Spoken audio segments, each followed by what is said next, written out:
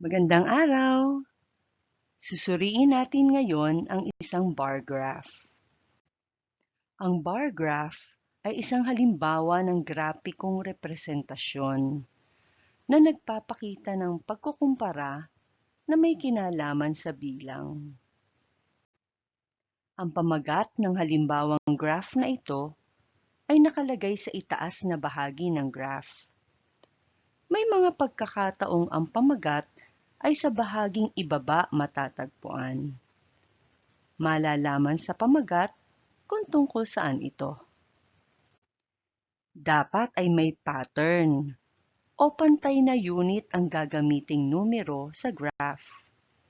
Ang pinakamababang numero ay nakalagay sa ibaba. Ang pattern ng numero sa graph na ito ay dalawahan. Ang bar graph ay ginagamitan ng legend na sumisimbolo sa bawat bar.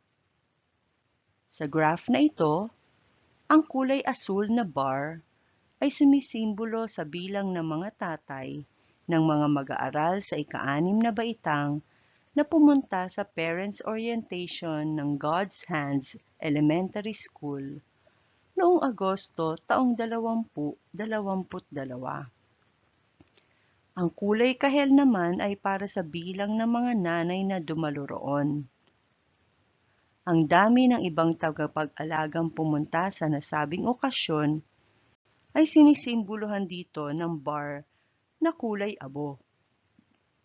Ang bilang naman ng mga mag-aaral na walang kinatawang matatandang dumalo sa Parents Orientation na ito ay ang makikita sa bar na kulay dilaw. Alamin natin ang detalye sa bar graph na ito. Pagkabasa ko ng isang tanong, i-pause muna ang video na ito upang mapag-isipan ang sagot.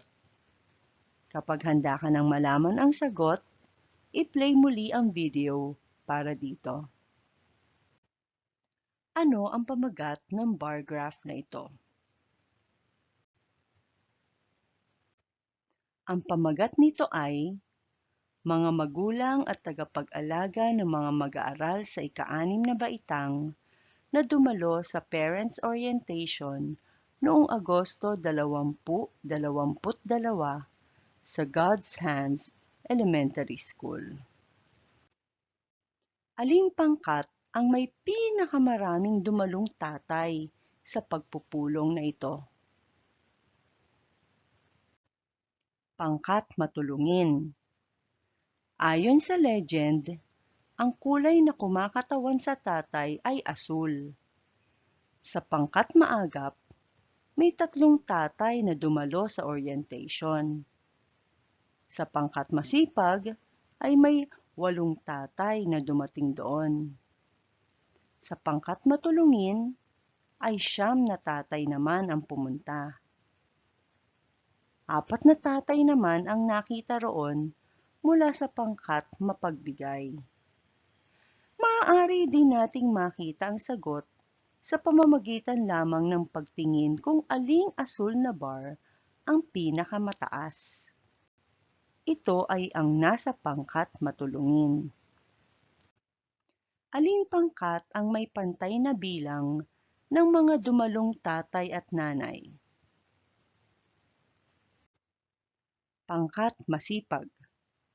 Muli, kahit hindi natin tingnan ang bilang na nasa kaliwa ng graph, ay malalaman natin ang sagot dito sa pamamagitan ng pagtingin sa mga bar na kumakatawan sa tatay at nanay.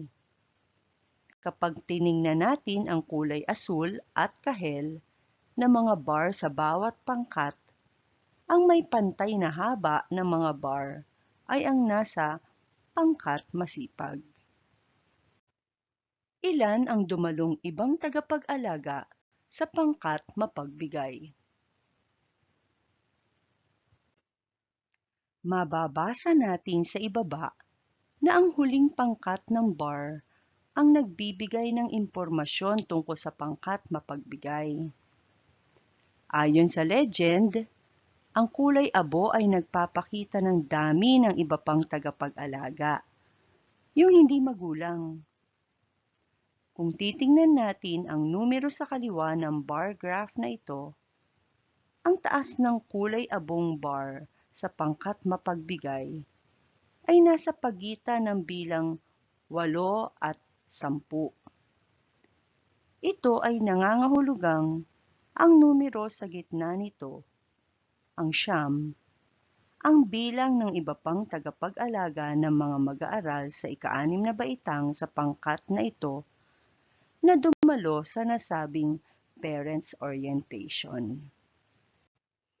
Ilan lahat ang dumalo sa pangkat maagap?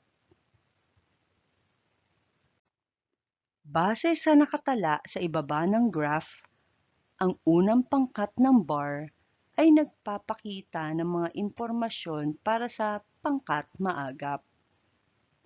Ang taas ng bar na asul ay nasa gitna ng 2 at 4. Ito ay nangangahulugang 3 ang dumalong tatay mula sa pangkat na ito.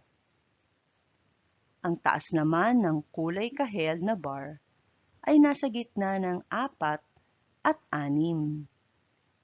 Ibig sabihin ay 5 ang nanay na pumunta sa orientation mula rito. 12 naman ang ibang tagapag-alagang dumating doon, dahil nakatapat ang bar na abo sa bilang 12. Hindi natin isasama sa bilang ang bar na kulay dilaw, dahil ang ibig sabihin ng bar na ito ay walang dumalo sa sino man sa magulang o tagapag-alaga ng mga mag-aaral. Kapag pinagsama-sama natin ang bilang ng tatay, 3, bilang ng nanay, 5, at bilang ng iba pang tagapag-alaga, 12, na dumating sa orientation mula sa pangkat maagap, ang sagot ay 20. Subukan mo ngang bumuo ng tanong tungkol sa nilalaman ng bar graph na ito. Narito ang pinagkunan ng mga disenyo para sa video na ito. Salamat!